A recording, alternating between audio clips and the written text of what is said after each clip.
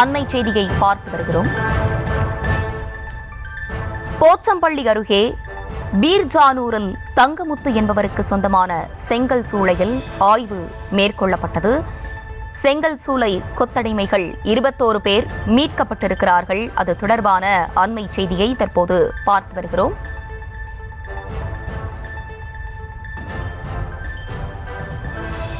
இது குறித்தான முழு விவரங்களோடு இணைகிறார் செய்தியாளர் மூவேந்திரன். மூவேந்திரன், வணக்கம். விரிவான விவரங்கள்.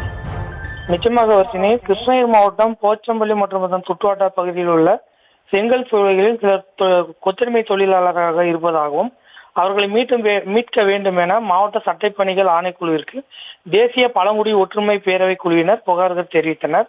இதனைத் தொடர்ந்து மாவட்ட முதன்மை நீதிபதி லதா அறிவுறுத்தின் பேரில் மாவட்ட சட்டப்பணிகள் ஆணைக்குழு செயலாளர் ஜெயந்தி தலைமையில் தேசிய பழங்குடி ஒற்றுமை பேரவை குழுவினர் போச்சம்பள்ளி அருகே உள்ள மடத்தானூர், பீராஜனூர் உள்ளிட்ட பகுதிகளில் உள்ள செங்கல் சூளையில் களஆய்வு மேற்கொண்டனர்.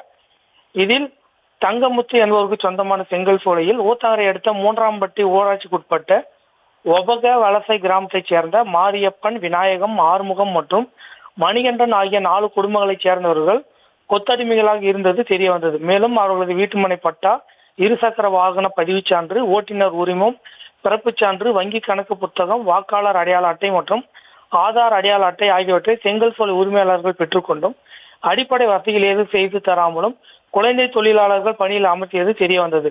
இதனைத் தொடர்ந்து 4 குடும்பங்களைச் சேர்ந்த 10 குழந்தைகள் உட்பட 21 பேரை செங்கல் சூளையில் இருந்து மீட்ட சட்டப்பணிகள் ஆணைக்குழுவினர் கிருஷ்ணகிரி வருவாய் கோட்டாட்சியர் ஷாஜிகானும் ஒப்படைத்தனர்.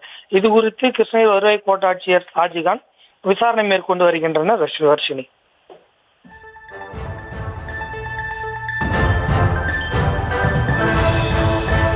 விவரங்களுக்கு நன்றி மூவேந்திரன்.